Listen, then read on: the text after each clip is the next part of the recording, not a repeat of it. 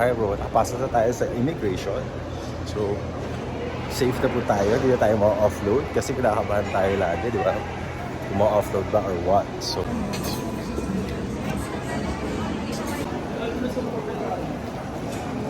hi ate.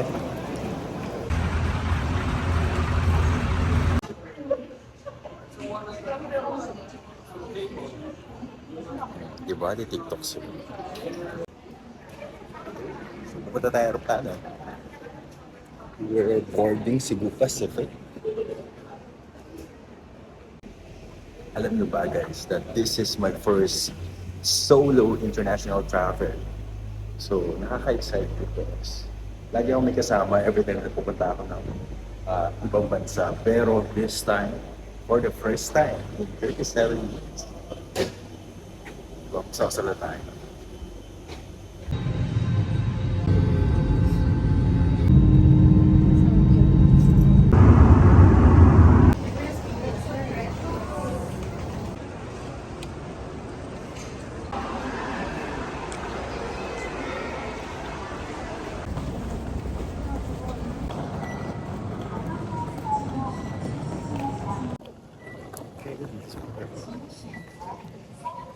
Ay, akala ko maliligaw ako kung dali lang pala. Ayan, nandito na tayo sa Taipei Express Lane. So, violet yung kulay niya para hindi ka maligaw. So, all you have to do is to look for the sign at hindi ka talaga maliligaw.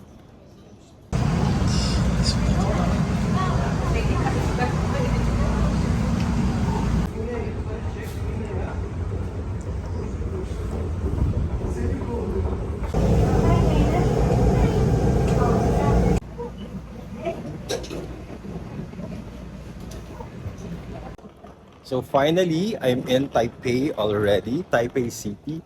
So dito pa ako sa airport. Nalabas ako to look for a place to eat my lunch.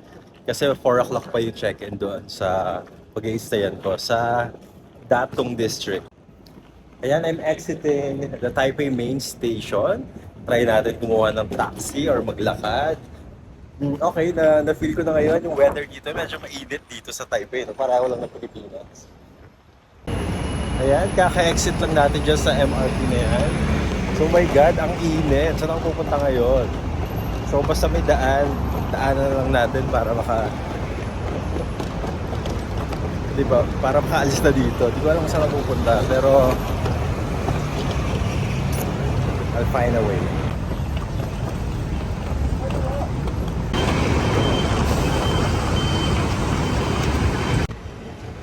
Sinusundan ko lang sila. Saan sila pupunta? Mali mo, mall pala sila pupunta. Dito na lang din ako.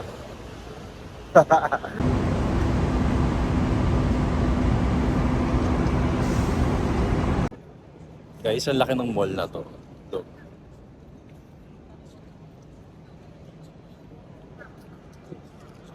Taipei Main Station.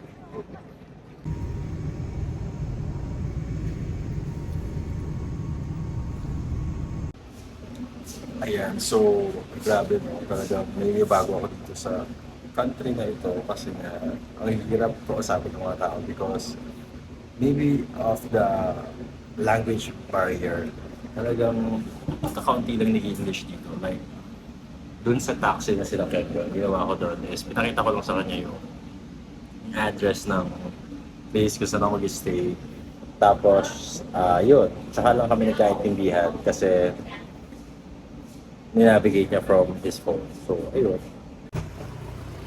Walking in the street of China, Taipei. So, grabe. Parang old Taipei yung area na to.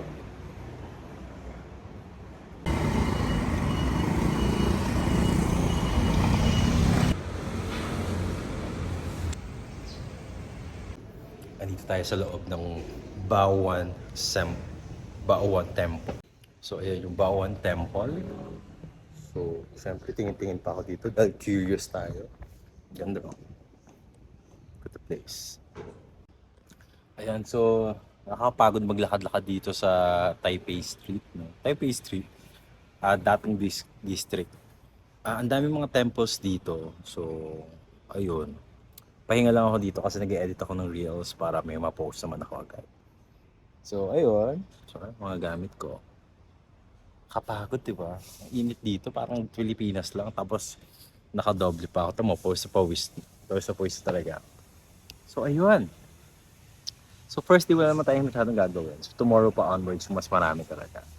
Diba? So, I'm just waiting for the check-in time. Tagal kasi ng check-in time. Like, 4 o'clock pa dun sa, sa place na kinuha ko. So, ayan. Ayan. So, kapagod. Lakad-lakad. So, kailangan natin mag-refresh or refresher. Ayan, nandito tayo sa pinaka-famous 7-Eleven dito sa Taipei City. Famous talaga.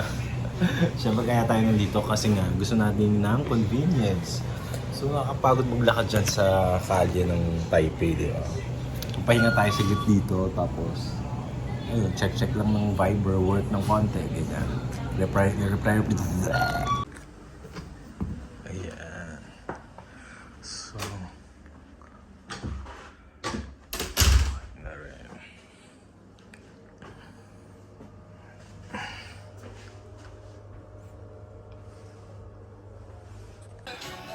ayan, sa wakas, nandito na tayo sa hotel room natin. Actually, hindi siya hotel room eh. Para siyang apartment. Hindi ko alam, parang apartment hotel type siya. Pero ang ganda niya. Maliit lang, pero malinis. Tapos parang modern siya. So, kaka-shower ko lang ngayon kasi napagod ako kakalakad. Mula kanina pagdating ko dito. So, ayun. So, ano to? Di ba may pangapagat-paganto pa? So, ayan. Quick room tour. Ito ang ganda ng CR. May hot and cold shower. Yan yung very important. Diba? Tapos, ayan lang yung bed niya. Sakto lang. So, saktong-sakto sa akin para makatulog ako ng maayos mamaya. For 5 nights. Good morning everyone! Day 2 of my tour here in Taipei City. So, this is my outfit for today. Cute na. Parang military.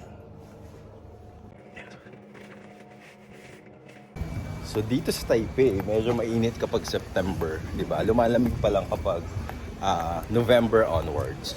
So make sure na magdala ka ng payong kasi mainit. Para siyang Pilipinas lang din. Di ba? Tsaka huwag kang mahiya kung may payong ka. Ito talaga, you are protecting your skin from the ray of the sun. Arte. Make sure na mag-apply ka ng SPF para protektado talaga ang skin. Okay?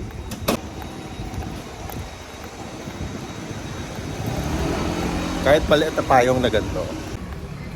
Ang galing mo. Ito yung elementary school nila. Yan yung elementary school nila. Ang ganda. Alam nyo guys, kapag nagdala ka ng maliit na payong dito sa Taipei, ang gagawin mo lang, it doubles as a fan. Gaya ito, ayan. Diba? O, ang hangin. O, pati yung paligid, din hangin. Ganun siya kalakas. Char. Ang linis. Yeah, there's the MRT station.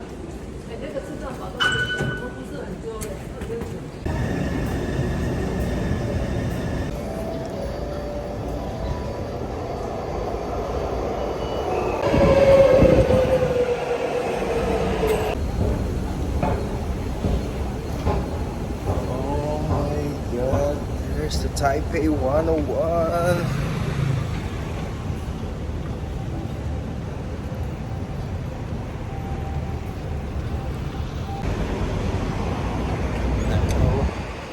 Taipei 101.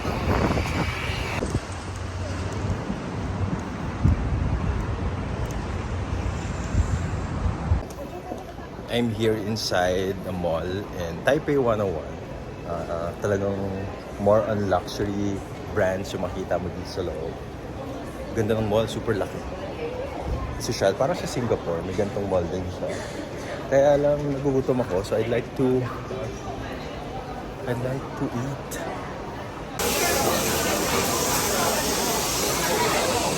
food court.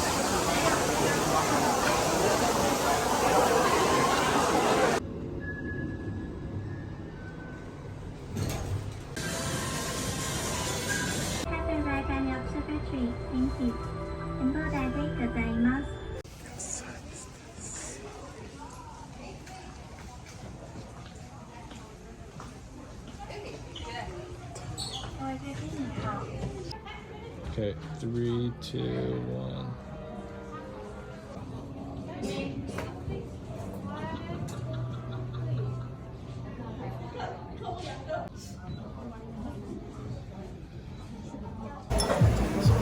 Kain tayo ngayon. Look at this.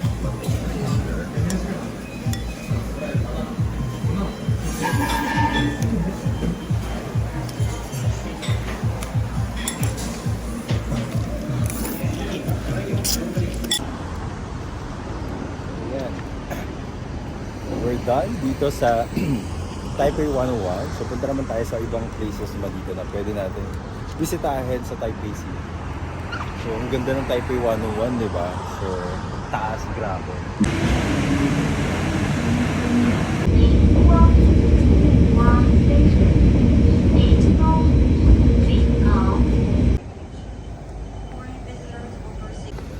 Time to visit a zoo. Andito na tayo. Tignan nyo, guys.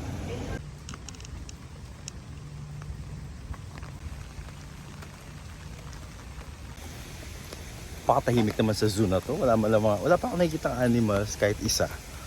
Diba? Nasaan yung mga hayop dito? Umuulan din kasi guys, kaya siguro wala masyadong tao, ganyan. So ang tahimik ng area, tapos ang lawak niya. Tapos wala pa akong makitang hayop. Ako palang hayop dito. Ay, ayan, meron pala.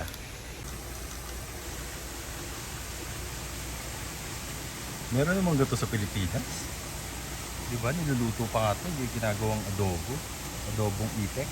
Itik ba to?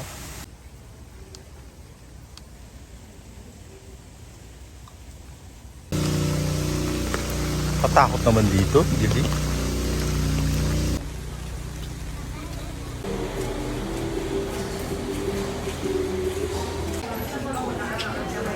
Hi! Galing ng mascot eh. Para talaga siyang panda.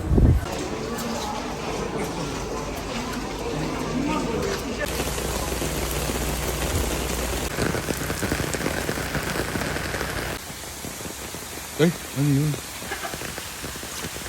Dinosaur ba yan?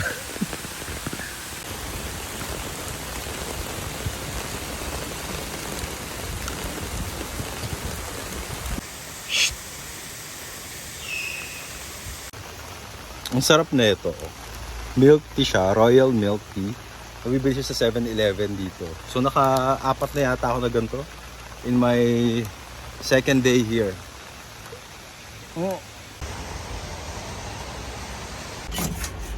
9-1. Hello, emergency, may report lang po ako. Apo.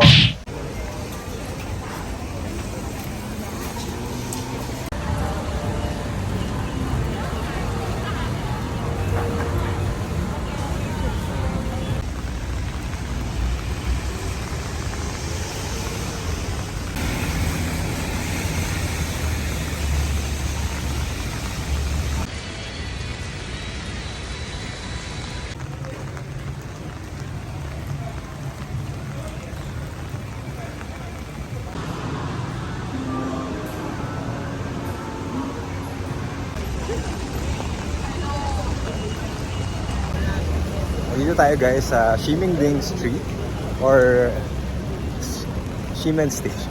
So ito yung famous na LGBT street, painted floor. Ayan. Pwede naman gumawa rin ng ganyan sa Pilipinas, di ba? Kaya naging tourist attraction na siya because maraming bakla kasi dito. Ayan. So, nagawa ni Kuya. Ayun.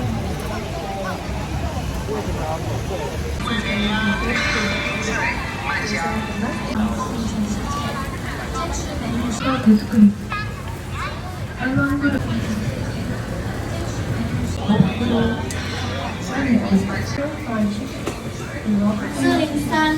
哦，